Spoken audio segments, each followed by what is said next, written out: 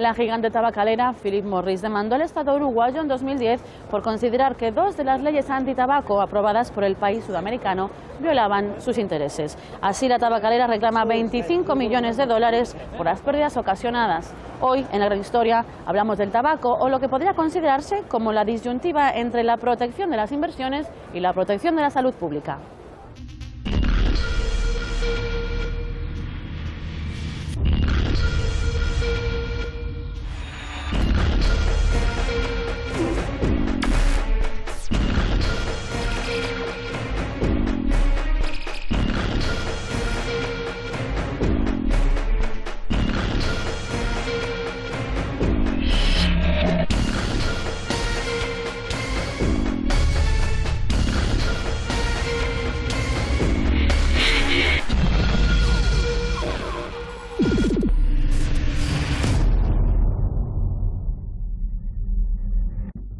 El Estado uruguayo en 2004 comenzó a implementar una serie de medidas para combatir el consumo del tabaco, una de las principales causas de mortalidad en el país, ratificando así el Convenio Marco para el Control del Tabaco de la Organización Mundial de la Salud. Entre otras medidas, se prohibió vender diferentes tipos de presentaciones de una misma marca de cigarrillos. Se aumentó el tamaño de las advertencias sanitarias del 50 al 80% en las cajetillas, se subieron los impuestos y se prohibió fumar en lugares públicos. Siendo el entonces presidente Tabaré Vázquez oncólogo, bueno, las medidas que se tomaron fueron de aplicación más o menos inmediata y sin cortapelos, vamos a decir, sin cortapisas, ¿no? De tal manera que al principio, si bien hubo alguna resistencia y se mofaban algunos de la legislación y demás, pero creo que bastante rápidamente hasta los propios fumadores identificaron que la verdad que eran medidas saludables, ¿no? Y buenas, por ejemplo, la de no permitir que se fume en público y demás, ¿no es cierto? Hoy en día ir a un bar y no estar agobiado por el humo de tabaco que te impide respirar, bueno, eso es un placer, ¿no? Y asimismo las medidas subsiguientes que fueron las que han sido motivo de demanda por Philip Morris, ¿no? Nosotros hemos tenido una lucha internacional y una nacional. La internacional es el juicio que tiene Uruguay frente a la Philip Morris. La nacional ha sido la industria tabacalera del país que ha enfrentado también a una determinación y una ley que nos permite tener 100% fuera de humo de tabaco en los lugares cerrados, bajar la prevalencia y la incidencia en las enfermedades cardiovasculares y neoplásicas. Sabemos que estamos frente a un enemigo muy poderoso que es la industria del tabaco, pero estamos conscientes de que el derecho a la salud y el derecho a la determinación de las políticas de salud de Estado es un derecho para el bienestar de nuestra población. El 19 de febrero de 2010, la multinacional tabacalera Philip Morris, con sede en Suiza, inició una demanda internacional contra la República Oriental de Uruguay ante el Centro de Arreglo de Diferencias Relativas a Inversiones, perteneciente al Banco Mundial. La compañía discute 2 de las medidas antitabaco adoptadas por Uruguay, el aumento del tamaño de las advertencias en las cajetillas y la retirada del mercado de 7 de sus 12 productos por pertenecer a una misma marca. La tabacalera reclama así 25 millones de dólares al entender que se violó el tratado bilateral de inversión entre Suiza y Uruguay. Según Philip Morris, es porque las medidas que ha aplicado el gobierno uruguayo con respecto al empaquetado de los productos del tabaco están afectando su negocio y no están, digamos, cumpliendo con los compromisos que Uruguay adquirió en un tratado bilateral de inversiones con Suiza. En nuestra opinión, dado que el mercado uruguayo es muy pequeño y, digamos, potencialmente el margen de pérdida que podían tener ellos aquí por esas medidas es muy bajo, la verdadera razón es que Uruguay se transformó en un líder internacional de control de tabaco por las legislaciones que aprobó y aplicó, y está teniendo mucho impacto en la reducción del consumo en adultos y jóvenes, y eso es, digamos, un mal ejemplo para los demás, según Philip Morris, y eso sí puede afectar su negocio. La gran mayoría de los tratados bilaterales de inversiones que se firmaron sobre todo en la década del 90 por excelencia del apogeo neoliberal en toda la región, ¿no? Y en todo el mundo, valga decirlo, ¿no? En ese sentido, los tratados bilaterales de inversión, y este también en particular entre Suiza y Uruguay, habilita justamente a las empresas, a los inversionistas o las empresas, ¿no es cierto?, a demandar a los estados, o sea, los pone como en igualdad de condiciones, pone en igualdad de condiciones a un gobierno, a un estado, frente a una empresa transnacional, los pone en igualdad de condiciones legales, prácticamente, ¿no? Hasta entonces nunca una empresa podía demandar ante un tribunal internacional a un estado. Alberto Villarreal, portavoz de Redes, una federación internacional de organizaciones ecologistas presente en 80 países, no comparte los criterios para la formación del Tribunal de Arbitraje. Es un pseudo tribunal de arbitraje, ¿no es cierto?, compuesto de tres árbitros, uno elegido por la empresa que demanda, otro elegido por el gobierno demandado y un tercero que en caso que no se pongan de acuerdo, que generalmente no se ponen de acuerdo, lo elige, en este caso, el foro escogido o el foro que está habilitado para proceder en estos casos en el Tratado Bilateral de Inversiones entre Uruguay y Suiza, es el Centro Internacional de Arreglo de Diferencias Relativos a Inversiones, que es administrado por el Banco Mundial. Entonces el tercer árbitro lo nombra el presidente del Banco Mundial. Y el Banco Mundial, bueno, es conocido y reconocido, ¿no es cierto?, que favorece la apertura de mercados, toda la agenda política neoliberal, bueno, siempre fue impulsada por el Banco Mundial, el FMI y la OMC, ¿no? Entonces, estos tribunales de arbitraje son, decimos nosotros, intrínsecamente sesgados a favor de la empresa, ¿no? Es un sistema demasiado perverso. Entonces, por eso nosotros reclamamos que se revisen y que se anulen, como ya están haciendo muchos o varios países en el mundo, ¿no es cierto?, inicialmente en Ecuador, en Venezuela, en Bolivia, ¿no?, ahora en Sudáfrica, en Indonesia, en India, ¿no? Se están revisando todas esas políticas de inversiones y de protección de las inversiones tan excesivas, ¿no?, que le dan tantísimos derechos sin ninguna responsabilidad como contrapartida para las empresas, ¿no? Digamos, lo que tiene en la mira Philip Morris es el convenio marco sobre el control del tabaco de la Organización Mundial de la Salud. Eso es lo que Philip Morris quiere ver desaparecer, y a eso es lo que está atacando en definitiva, ¿no es cierto? Y ha optado por varias vías, ¿no es cierto? Demandó a Uruguay, en un caso que aún no se ha resuelto, en un tribunal de arbitraje internacional, demandó también a Australia ante un tribunal similar, demandó también a Noruega, ante un tribunal similar también, acogiéndose a otro tipo de tratado bilateral, ¿no es cierto? Y en los tribunales nacionales, en los tribunales locales, donde se han resuelto estas instancias, tanto en el caso de Noruega y de Australia, bueno, ha perdido la tabacalera. El gobierno australiano ha introducido la primera legislación en el mundo para implementar el paquete de tabaco sin anuncios en nuestro país. Las compañías de tabaco están luchando contra nuestros esfuerzos. Han tomado acciones legales en un tribunal supremo, han presionado políticamente, han puesto anuncios en los periódicos e incluso han intentado frenar a mis funcionarios en el trabajo que están haciendo en el control de tabaco. Todas estas acciones han sido diseñadas para intimidar al gobierno australiano y a sus funcionarios, para intentar que cesen en sus esfuerzos de proteger la salud pública de los ciudadanos. En mi opinión, la salud de las personas es más importante que el beneficio de las tabacaleras.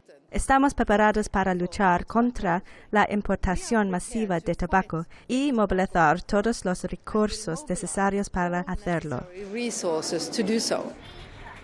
Según datos de la revista Forbes, de cada 2 cigarrillos y medio que se venden en la Unión Europea, uno pertenece a la empresa estadounidense Philip Morris, principal productora de tabaco mundial y propietaria de 7 de las 20 marcas globales de cigarrillos. En realidad, esa es otra de las paradojas, ¿no? En realidad es una tabacalera de origen estadounidense, ¿no? Quizás, bueno, británico en sus primeros inicios, pero después estadounidense, ¿no es cierto? Y en Suiza, lo único que tiene es su sede administrativa, ¿no es cierto? Tiene sus oficinas administrativas allí, ¿no? Pero es una empresa tabacalera estadounidense, ¿no es cierto? Y como tal, en Estados Unidos, los grupos de presión, los grupos de cabildeo de la industria tabacalera son muy fuertes, ¿no? Y tanto que son de los grupos que, vamos a decir, que tienen mucho peso a la hora de las negociaciones sobre comercio o inversiones. Actualmente, por ejemplo, en las negociaciones del Tratado Transpacífico sobre comercio e inversiones y del Tratado Transatlántico también, ¿no? En dos iniciativas en las que está fuertemente metido Estados Unidos, ¿no? Para bloquear a China, el ascenso de China en la economía mundial y a nivel político y geopolítico, ¿no es cierto? Bueno, son estrategias político-comerciales de Estados Unidos y donde la industria del tabaco tiene un lugar, vamos a decir, entre los asesores del gobierno de Estados Unidos en materia de política, ¿no? Para garantizarse que sus superderechos, vamos a decir, que sus privilegios exorbitados se mantengan, ¿no? A través de esos tratados de libre comercio e inversiones, ¿no? Simplemente considerando que el ingreso anual de la principal multinacional tabacalera del mundo, Philip Morris, supera el Producto Bruto Interno de muchos de los países latinoamericanos, aún sumándolos, eso habla del poder económico. Y ese poder económico se traduce en poder de influencia política y son capaces de interferir en el Estado en diversos niveles para que no se apliquen las políticas que ellos saben que les causan daño. Porque acá hay un tema de conflicto de intereses. Es decir, la industria tabacalera, como cualquier industria, persigue el objetivo del lucro y para ello tiene que aumentar las ventas. Pero al aumentar las ventas nos generan a nosotros un mayor daño. ¿Qué es lo que queremos los estados, fundamentalmente los ministros de salud? Que se reduzcan las enfermedades vinculadas al tabaco y para ello tienen que disminuir las ventas de cigarrillos. Es incompatible. Lo que le hace bien a uno, le hace mal al otro. La epidemia del tabaco es un desastre creado por el hombre de unas proporciones sin precedentes. El hecho de que una persona muera por una enfermedad relacionada con el tabaco cada 6 segundos equivale a un jumbo cayendo del cielo cada hora. 6 millones de muertes al año. Y si continuamos así con este negocio, esto podría equivaler a un peaje de 1 billón, casi inimaginable. 1 billón de muertes relacionadas con el tabaco en este siglo. Hayden McRobbie es profesor adjunto en el Instituto Wolfson de Medicina Preventiva en la Universidad Queen Mary de Londres. Trabaja en el área de investigación del tabaco y asegura que 97 de cada 100 fumadores que lo dejan sin ninguna ayuda recaen al cabo de un año. Dejar de fumar es difícil y la mayoría de la gente que lo intenta no lo consigue. De hecho, de los que lo intenten dejar de golpe, es decir, sin ayuda, solo 3 de cada 100 no fumarán al cabo de un año. No tenemos curas mágicas en la asociación. La mejor manera es la combinación de métodos y la predisposición. Pero aún combinándolos, solo aumenta la posibilidad de dejar de fumar a largo plazo entre un 20 y un 30%. Mi consejo para los fumadores es que intenten dejar de fumar una y otra vez. Lo más seguro es que recaigan, pero al final conseguirán dejar de fumar. ¿Y por qué es tan adictivo? La razón por la que la gente fuma es principalmente por la nicotina. Sin nicotina ni tabaco nadie fumaría. Con el tiempo la nicotina actúa en el cerebro, especialmente en las vías cerebrales. La nicotina va a los receptores de acetilcolina nicotínicos y les da una recompensa. Así que cada vez que un fumador da una calada, obtiene una recompensa. Y este comportamiento se ve reforzado una y otra vez. Y con los años la gente se acostumbra tanto a fumar que cuando no lo hacen lo encuentran muy difícil. Lo que la gente experimenta cuando está sin fumar son los síntomas de abstinencia. Se vuelven ansiosos, irritables, no se concentran, algunos incluso se sienten deprimidos. Y la mejor manera de acabar con todo esto es darle otra calada al cigarrillo. Todo se vuelve feliz otra vez y la gente piensa, esto es tan bueno. De hecho, sabemos que en realidad el tabaco probablemente causa mucho estrés en la vida de las personas y cuando dejan de fumar se vuelven menos estresadas y menos ansiosas. Y esta es una buena razón para dejar de fumar. ¿Y cuáles son los ingredientes químicos peligrosos en el tabaco? Hay muchos tóxicos en el tabaco. Con los que estamos más familiarizados son con los agentes causantes del cáncer, que serían unos 60. En particular, la nitrosamina específica que se encuentra en el humo del tabaco y que produce cáncer. Hay muchas otras cosas en el tabaco, como metales pesados, monóxido de carbono, que es un gas venenoso y la gente se olvida de esto. El monóxido de carbono incrementa la viscosidad en la sangre, disminuye la capacidad de oxigenación y también daña los vasos sanguíneos. Hayden, ¿cómo afecta el tabaco a la vida de los fumadores?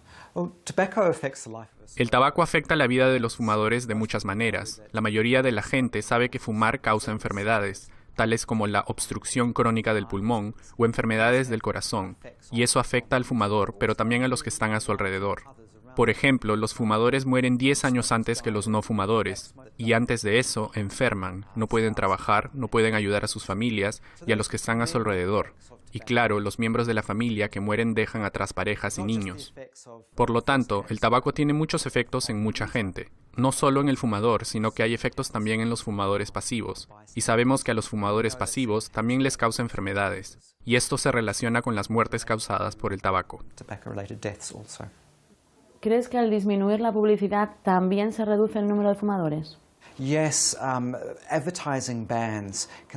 Sí, la prohibición de los anuncios reduce considerablemente el consumo de tabaco, así que es muy importante el convenio marco de la Organización Mundial de la Salud para el control del tabaco.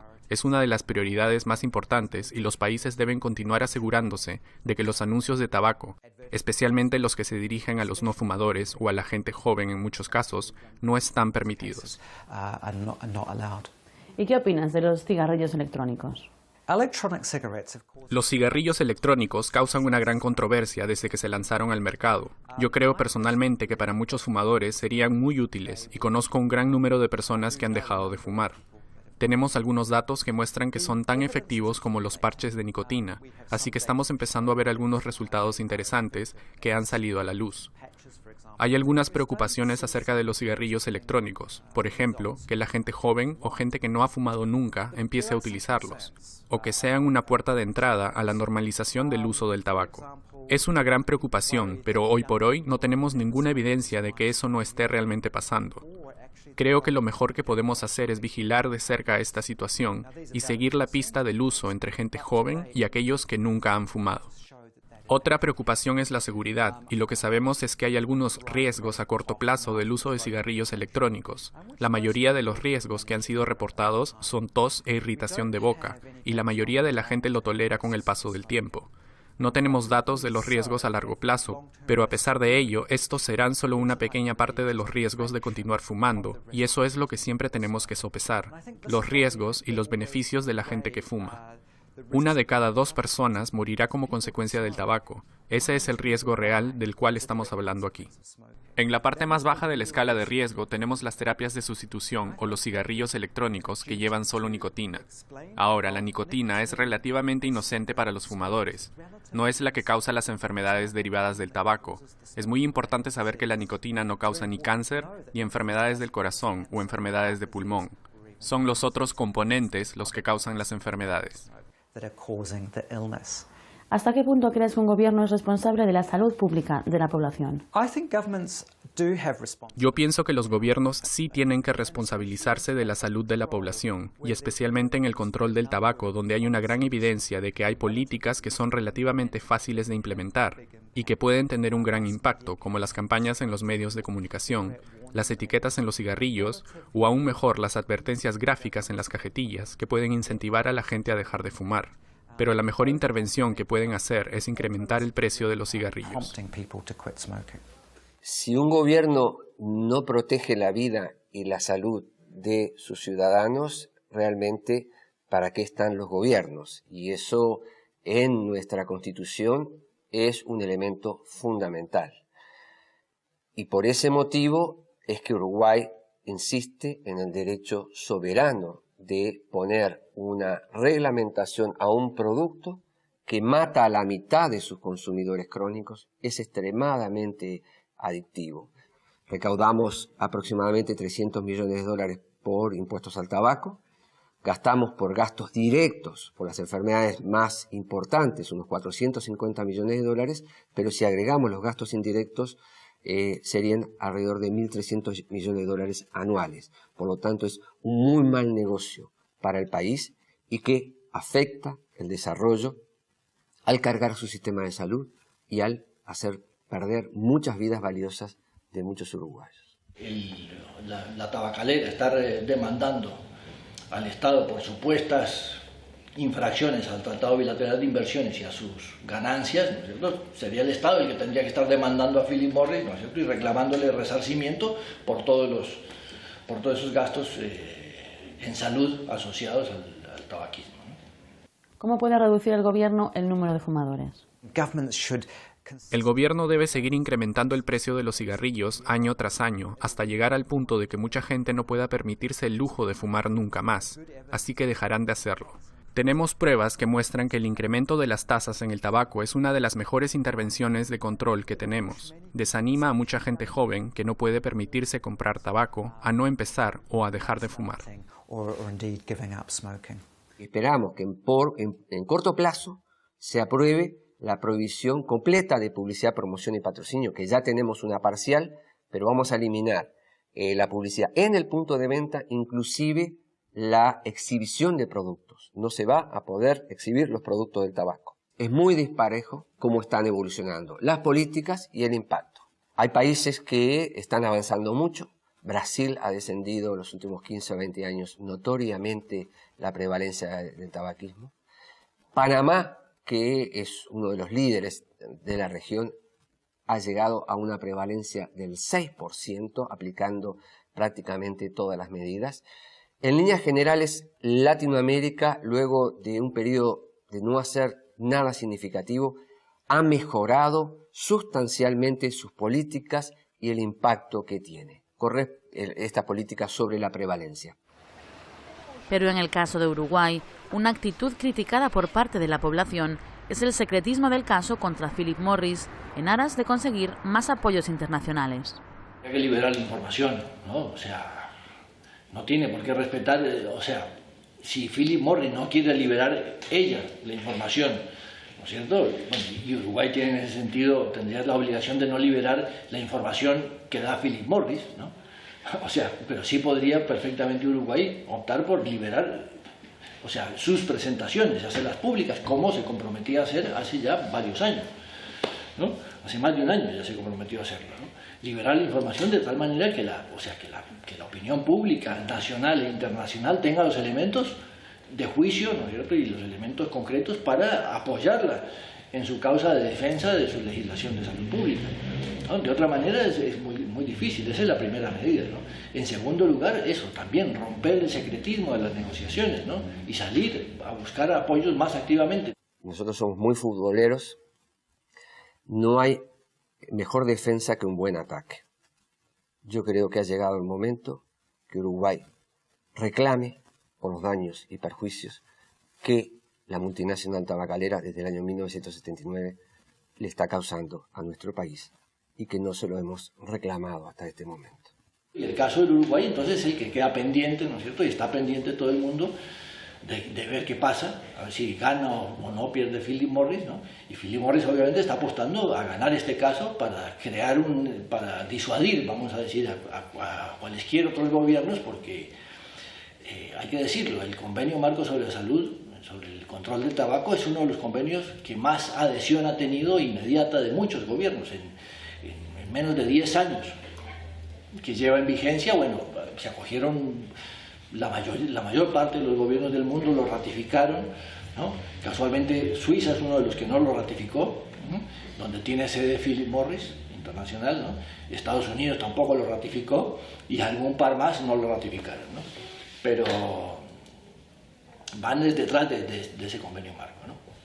Si pierde Uruguay sería un logro para la industria tabacalera y un gran efecto negativo para todo el control del tabaco internacional, porque los países no desarrollados tendrían mucho temor de enfrentarse o enfrascarse en un juicio, en un arbitraje de similares características, y el miedo a perder y el miedo a los costos que tiene este tipo de arbitraje o proceso legal. El 29 de septiembre será el turno de Uruguay para presentar sus argumentos ante el tribunal. Medio mundo estará pendiente de este caso, ya que sentará un precedente para todos aquellos países que quieran incorporar nuevas medidas antitabaco.